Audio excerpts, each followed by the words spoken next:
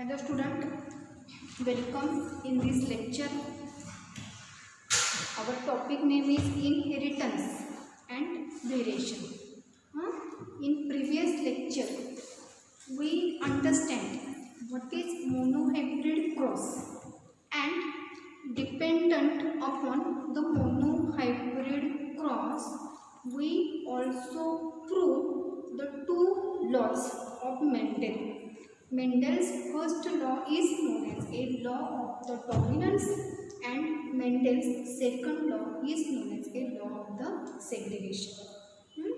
तर बाळांनो, तुम्हाला सर्वांना लक्षात आलेलं आहे की ह्या टॉपिकमध्ये सगळ्यात महत्त्वाचे म्हणजे दोन क्रॉस.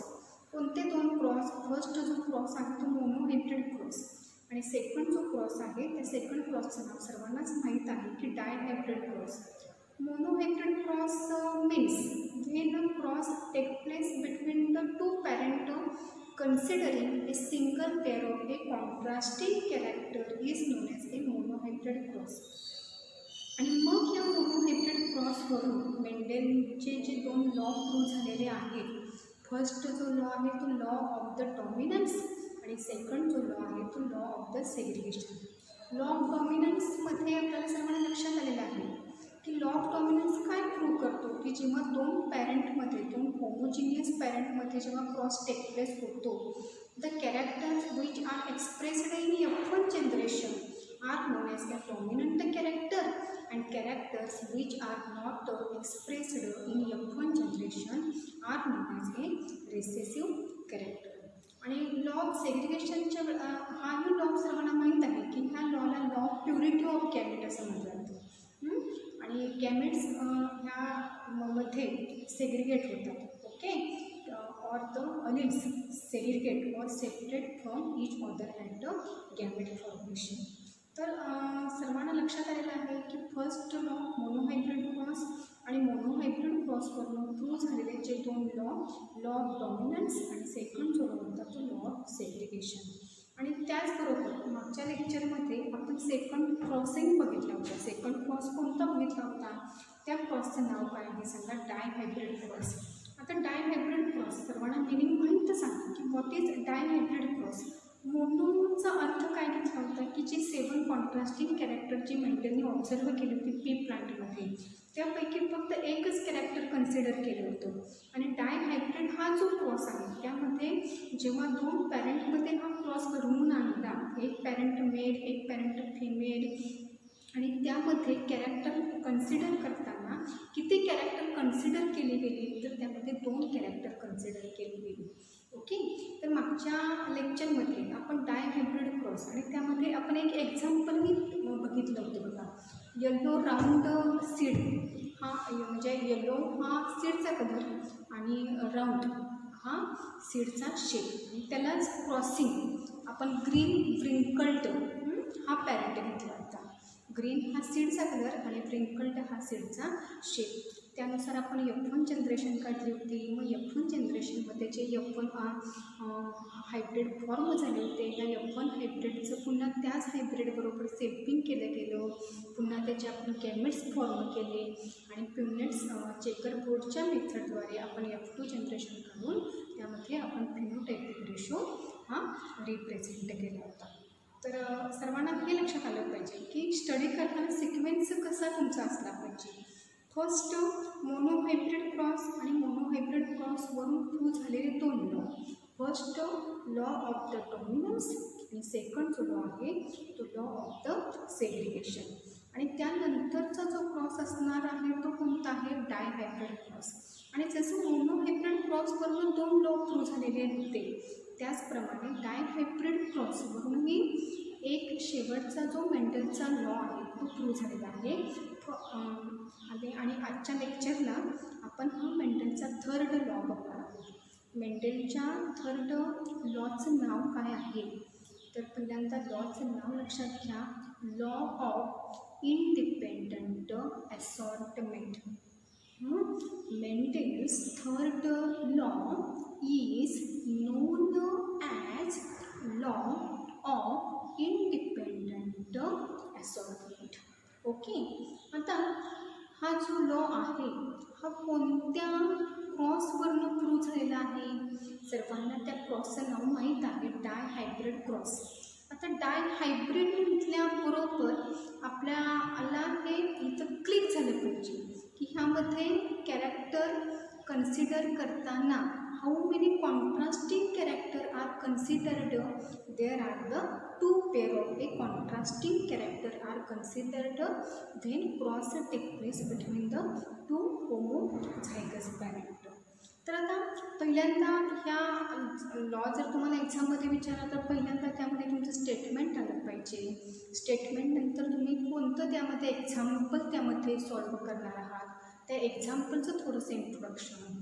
त्यानंतर मग एक्झाम्पलमध्ये मग पुन्हा phenotype, genotype, gamete, F1 generation, F2 generation ह्याप्रमाणे तुमच्या स्टेप आल्या पाहिजेत. आणि ह्यानंतर मग F2 जनरेशन नंतर मग तुम्हाला तिथं 2 रेशो तिथं रिप्रेझेंट केले पाहिजे, फिनोटायपिक रेशो आणि सेकंड जो रेशो असणार आहे तो म्हणजे असणार आहे जिनोटायपिक रेशो.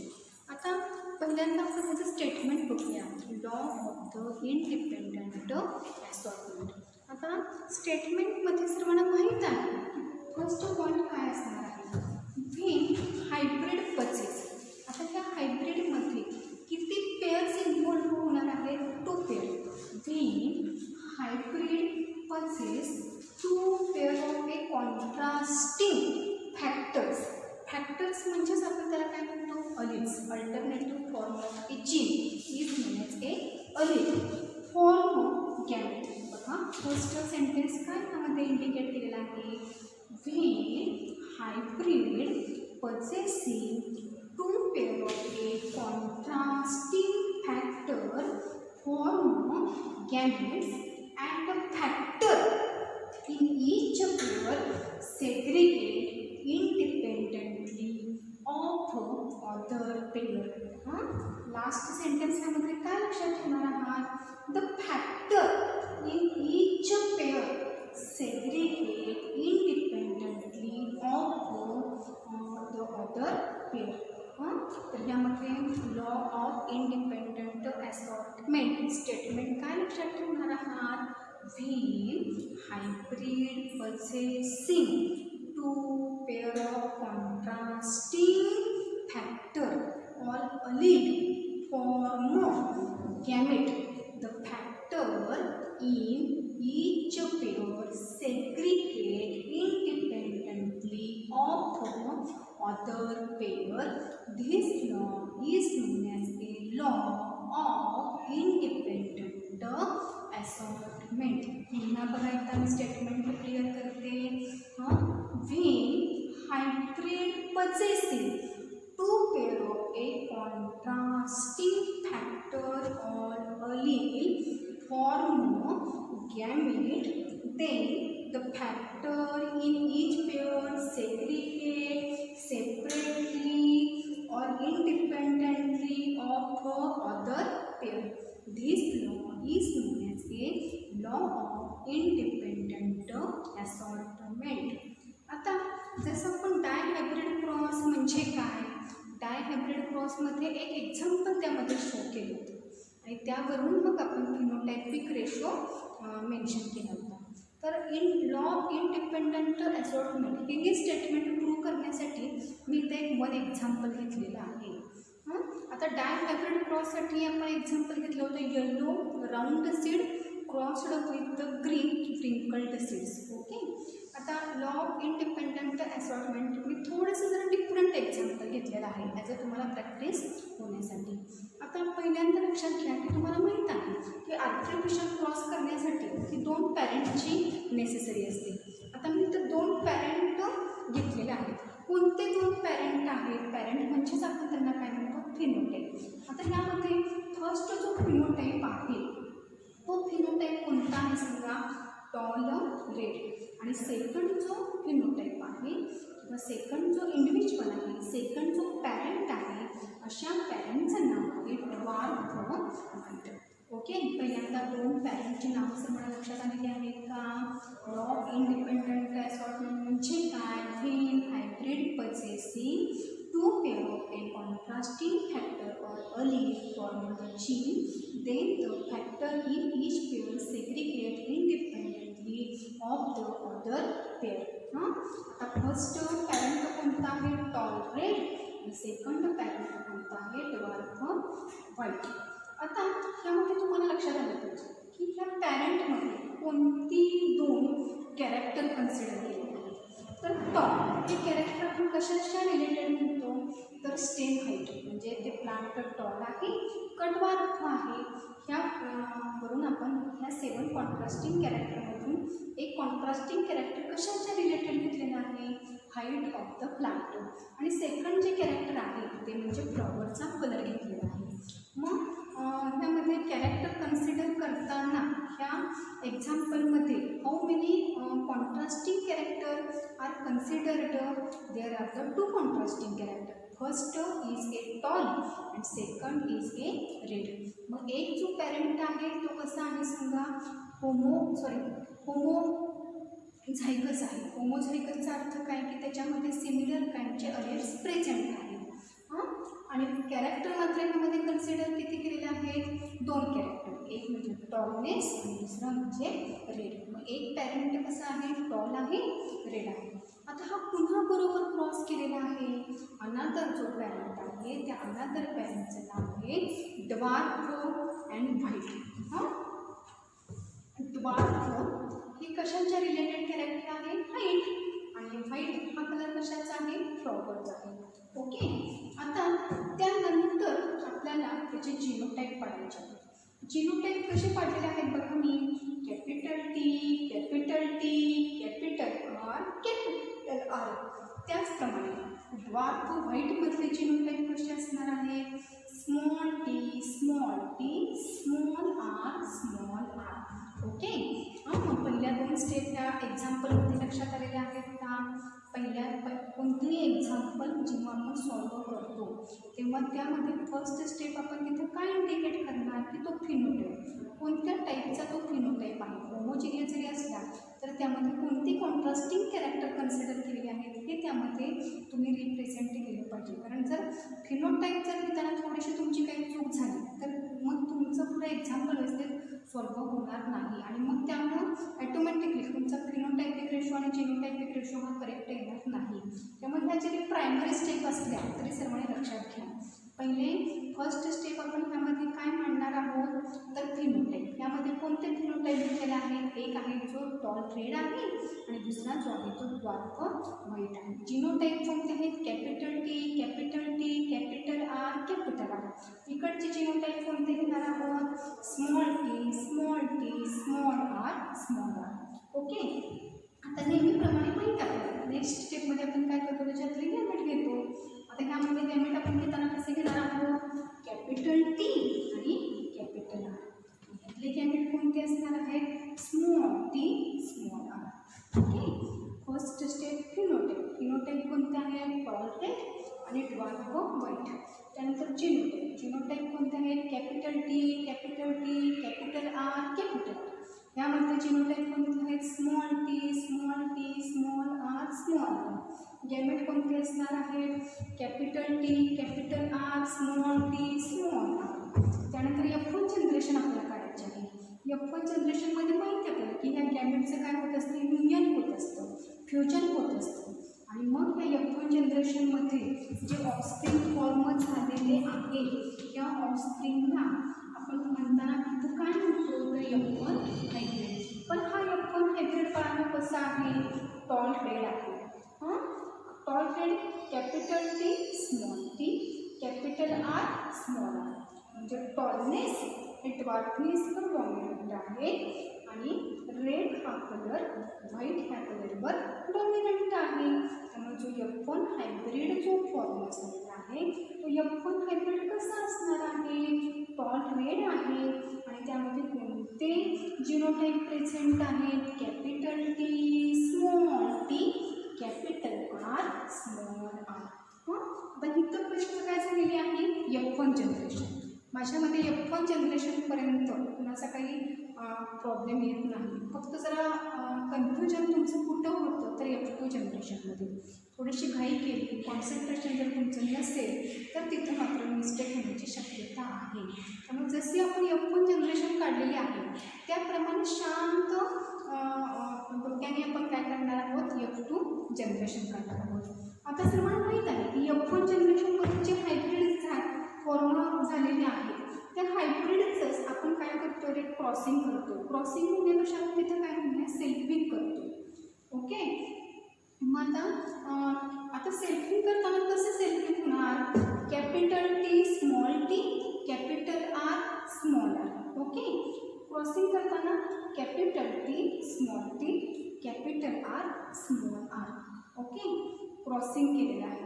F1 जनरेशनमध्ये जो F1 हायब्रिड फॉर्म झालेले आहे ते F1 हायब्रिडचं त्याच F1 हायब्रिड बरोबर आपण सेल्फ क्रॉसिंग केलेलं आहे.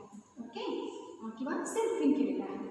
आता त्यानंतर ह्यावरून आपल्याला पहिल्यांदा काय काढायचे आहे, गॅमेट्स काढायचे आहेत. हे सर्वांनी लक्षात घ्या की पहिल्यांदा गॅमेट काढायचे आणि मगच F2 जनरेशनपर्यंत जायचं. बऱ्याच वेळेला स्टुडंटच्या बाबतीत असं होतं की F1 जनरेशन काढल्यानंतर बरोबर लगेचच तुम्ही F2 जनरेशन दाखवता, पण F2 जनरेशन कशी आलेली आहे हे मात्र तिथे सांगणं गरजेचं आहे. किंवा तुमची प्रॅक्टिस होण्यासाठी सर्वांनी लक्षात घ्या की F1 हायब्रिड जो F1 जनरेशनमध्ये ऑब्टेन झालेला आहे, F2 जनरेशन करताना त्या F1 हायब्रिडचं पुन्हा त्याच F1 हायब्रिड बरोबर सेल्फिंग करायचं, त्याचे गॅमेट पाडायचे. गॅमेट पाडल्यानंतर F2 जनरेशन ऑब्टेन करायची आणि मग शेवटी फिनोटायपिक रेशो आणि जिनोटायपिक रेशो याप्रमाणे मांडायचा. ओके. तर आता गॅमेट पाडताना गॅमेट बघा कसे आलेले आहेत. फर्स्ट जो गॅमेट आहे कॅपिटल टी कॅपिटल आर, त्यामध्ये काही कोणाचं कन्फ्युजन आहे का, नाही. सेकंड जो गॅमेट असणार आहे तो कोणता आहे, कॅपिटल टी स्मॉल आर. बघा सुरुवातीला capital R, capital T small R, त्यानंतरच्या पेअर. आता पहिल्यांदा जो कॅपिटल टी घेतलेला आहे, नंतर घेताना आपण कसं करणार आहोत, small T capital R, small T small R. याचप्रमाणे पुन्हा एकदा गॅमेट दुसऱ्या F1 हायब्रिडचे capital T capital R, capital T small R, small T capital R, small T small R. Okay. पहिल्यांदा फिनोटाईप झाले, जिनोटाईप झाले, गॅमेट झालेले आहेत. F1 जनरेशनमधून F1 हायब्रिडचे ऑब्टेन झालेले आहेत, त्या F1 हायब्रिडचं सेल्फिंग केलेलं आहे, त्यावरून आपण त्याचे गॅमेट्स पाडलेले आहेत. आता गॅमेट्स पाडल्यानंतर आपण पिनेट मेथडनी F2 जनरेशन ऑब्टेन करणार आहोत. आता पिनेट्स चेकअप वर्डमध्ये माहिती आहे की आपल्याला पहिल्यांदा आपण कॉलम करून घेतो आणि पॅरेंट दाखवताना एक पॅरेंट मेल दाखवायचा, एक पॅरेंट फिमेल दाखवायचा.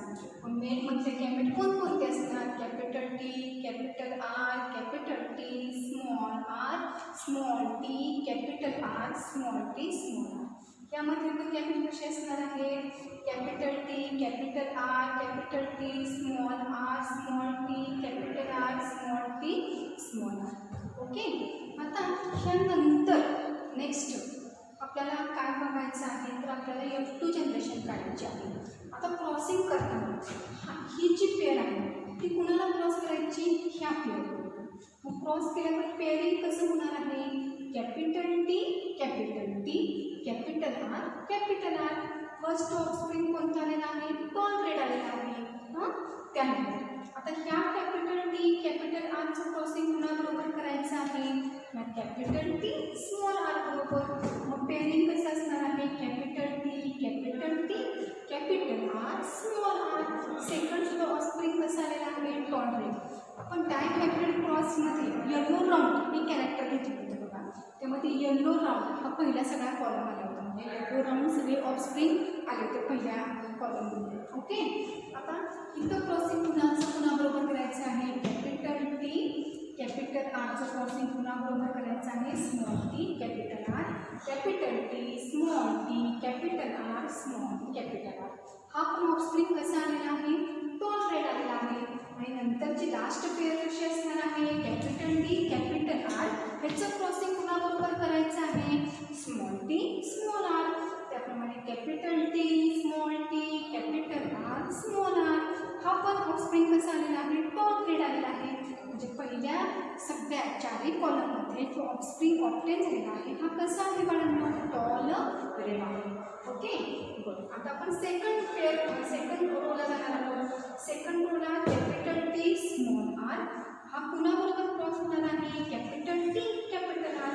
क्रॉसिंग होताना कसं क्रॉसिंग घडणार आहे, capital T capital R small R. हा पण पॅरेंट कसा आलेला आहे, टॉल रेड आलेला आहे. म्हणजे पहिल्या फिफ्थ जे ऑफस्प्रिंग आहे ते टॉल रेड आहे. आता second capital T capital R हा कुणाबरोबर क्रॉस होणार आहे, कॅपिटल टी स्मॉल आर. मग क्रॉसिंग घेताना बाळांनो कसं क्रॉसिंग घेणार आहोत आपण, कॅपिटल टी स्मॉल आर. हा पॅरेंट कसा असणार आहे, टॉल व्हाईट असणार आहे. तर हा बघा तो मात्र पॅरेंट ऑफस्प्रिंग हा वेगळा आलेला आहे टॉल, आणि सेकंड ह्यामध्ये कॅरेक्टर कोणता आलेला आहे सांगा, व्हाईट. आता पुन्हा थर्ड त्याच्यामध्ये काय लक्षात होणार, capital T small T capital R small R. हा पण पॅरेंट कसा आलेला आहे, टॉल रेड आणि टॉल व्हाईट. आता capital T small R cross कुणाबरोबर होणार आहे, small R capital T small R tall white. हा ऑफस्प्रिंग यामध्ये तयार झालेला आहे.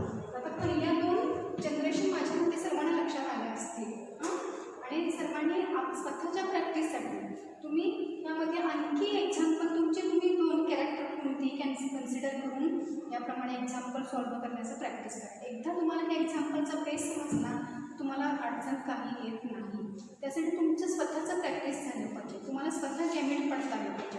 F2 जनरेशन तुम्हाला स्वतः काढता आलं पाहिजे. पिननेट त्याची मेथड आहे त्यामध्ये मेल पॅरेंट फिमेल पॅरेंट कुठं द्यायचा त्याचे कॅमेट्स कसे पाडायचे हे सर्वांना एकदा लक्षात आलं की ह्या चॅप्टरमध्ये डिफिकल्ट असं काहीही नाही. आता तिसरी जनरेशन म्हणजे थर्ड रोमध्ये बघा स्मॉल टी कॅपिटल आर कुणाबरोबर क्रॉस करायचा आहे, capital T capital R capital T small T capital R small R. Tall red offspring तयार झालेला आहे. यामध्ये सुद्धा capital T small T capital R small R tall red झालेला आहे. मात्र इथं मात्र ऑफस्प्रिंग तयार झाला कसा तयार झालेला आहे बघा, small T capital R small T capital R. मग इथं पेरिंग होताना कसं होणार, स्मॉल टी कॅपिटल आर. हा जो ऑफस्प्रिंग आहे हा कसा आहे, ड्वार्फ रेड आहे. आणि त्यानंतर लास्ट ऑप्शन कसा असणार आहे, small T capital R small R. हा ऑफस्प्रिंग मध्ये कसा आलेला आहे सांगा, ड्वार्फ रेड आहे. ओके. आता त्यानंतर लास्ट बघा स्मॉल टी स्मॉल आर कुणाबरोबर क्रॉसिंग होणार आहे, capital T capital R capital T capital R small R. Tall red आलेला आहे. त्यानंतर स्मॉल टी स्मॉल आर कुणाबरोबर क्रॉसिंग होणार आहे, capital T small R capital T small r.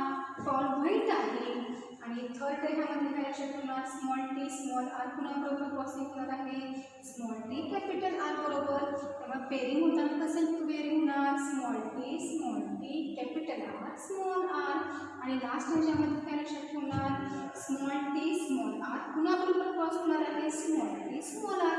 मग ह्यामध्ये जे सगळे जे कॅरेक्टर असणार आहेत ते रिसेसिव्ह असणार आहेत, स्मॉल टी स्मॉल आर. हा जो ऑफस्प्रिंग तयार झालेला आहे तो कसा आहे सांगा, ड्वार्फ व्हाईट आहे. म्हणजे पहिल्या रोमध्ये सगळे टॉल रेड आहे. सेकंड ह्याच्यामध्ये टॉल रेड 2 आहेत आणि 2 टॉल व्हाईट आहेत. त्यानंतर थर्ड रोमध्ये टॉल रेड 2 आहेत, ड्वार्फ रेड 2 आहेत आणि फोर्थ ह्याच्यामध्ये टॉल रेड 1 त्यानंतर टॉल व्हाईट 2 आणि ड्वार्फ रेड हा 1 आलेला आहे. ओके. आता ह्याच्या पुढची स्टेप म्हणजे आपल्याला काय करायचे आहे, फिनोटाइपिक रेशो. आता फिनोटाइपिक रेशो काढताना पहिल्यांदा एक्झाम आणि म्हणून तुम्हाला सांगते की क्रॉसिंग करताना नुसतं क्रॉसिंग करूनच स्टेप थांबवायची नाही. म्हणजे बऱ्याच जणांना सवय असते कॅपिटल टी कॅपिटल आर हे एवढेच तुम्ही स्टेप घेतात. त्याच्या खालचा जो पॅरेंट म्हणजे जो ऑफस्प्रिंग तयार झालेला आहे तो त्याची कॅरेक्टर त्यामध्ये कन्सिडर केली जात नाही. काही गडबडीमध्ये असं सगळं होतं पण ह्यामध्ये लक्षात घ्या की जो ऑफस्प्रिंग तयार झालेला आहे तो ऑफस्प्रिंगचं तिथं नाव आलं पाहिजे, म्हणजे त्याचा तो फिनोटाईप तिथे मेन्शन केला पाहिजे. कारण हे काढल्याशिवाय आपल्याला रेशो काढताच येऊ शकत नाही. नुसतं तुम्ही क्रॉसिंग करून तिथं म्हणजे ऑफस्प्रिंग तिथं तुम्ही ऑब्टेन करून दाखवले तर हे महत्त्वाचं. ऑफस्प्रिंग जो आलेला आहे तो कोणत्या कॅटेगरीमध्ये मोडतो हे पण तिथं मेन्शन केलं पाहिजे. आता त्यामध्ये बघा टॉल ब्रेड जे आहे ते ह्या 4 रोमध्ये किती त्याची संख्या दिली आहे ती काउंट करायची आहे. टॉल ब्रेड बघा 1 2 3 4 त्यानंतर 5 त्यानंतर 6 7 8 आणि 9. टॉल ब्रेड आपल्या किती आलेले आहेत 9. आता टॉल व्हाईट बघा 1 2 आणि 3. टॉल व्हाईटचा नंबरिंग किती आलेला आहे 3. आता डार्क रेड बघा, डार्क रेड पहिल्या रोमध्ये आहेत का नाही, दुसऱ्या रोमध्ये आहेत का नाही, थर्ड रोमध्ये 2 डार्क रेड आहेत आणि फोर्थ रोमध्ये डार्क रेड आहे. म्हणजे त्याची संख्या किती आलेली आहे 3 आहे. आणि डार्क व्हाईट हा बटन माहिती सगळ्यांना. डार्क व्हाईटचा नंबर किती आहे समजा 1 आहे. मग ह्याकडून आपल्याला रेशो काय इंडिकेट करता येईल 9:3:3:1. मग फिनोटायपिक रेशो त्या एक्झाम्पलमध्ये किती आलेला आहे 9:3:3:1. आता जसं आपण फिनोटायपिक रेशो काढलेला आहे त्याचप्रमाणे आपण जिनोटायपिक रेशो काढू. आता जिनोटायपिक रेशो काढताना आपण त्यामध्ये आपण जिनोटाईप पहिल्यांदा मांडलेला आहे.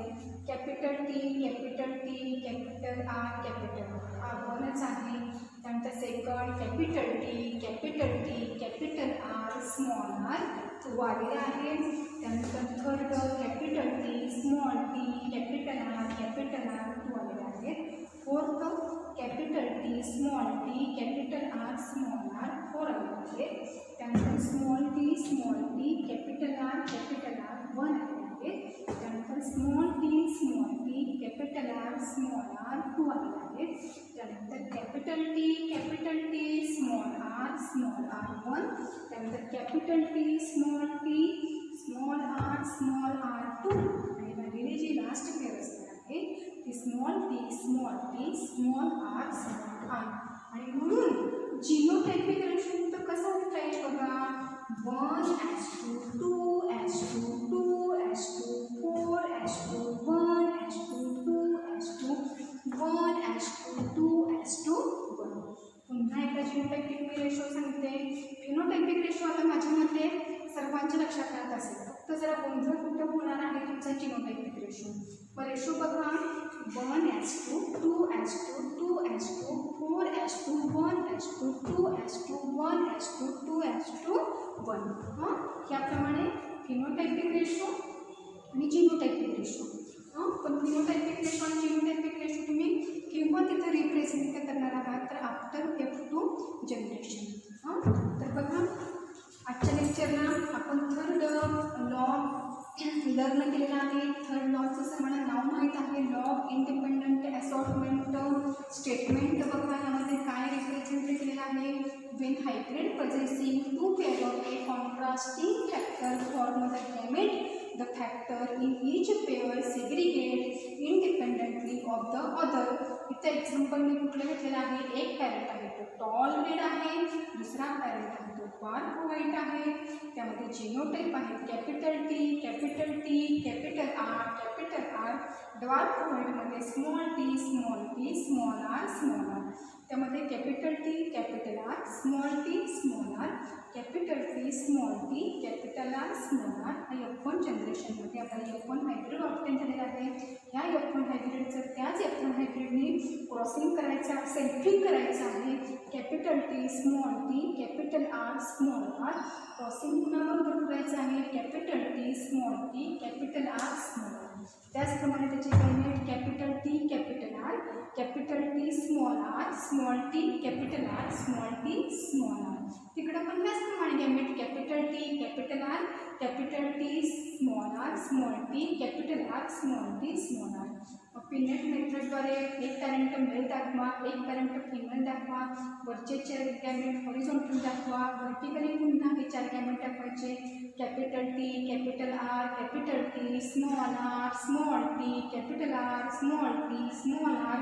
इकडं पण त्याचप्रमाणे capital T, capital R, capital T, small R, small T, capital R, small T, small r. F2 generation करायची. फिनोटाइपिक रेशो आहे 9:2, 3:2, 3:1. Genotypic ratio 1:2, 2:2, 2:2, 4:2, 1:2, 2:2, 1:2, 2:1. तर अशा प्रकारे आजच्या लेक्चरला आपण मेंडलचा थर्ड रूल जो आहे लॉ ऑफ इंडिपेंडंट असॉर्टमेंट हा लॉ अंडरस्टँड करून घेतलेला आहोत. पुढच्या लेक्चरला आपण नेक्स्ट आर्टिकल करणार आहोत. I hope you understand this lecture and thank you for watching this video.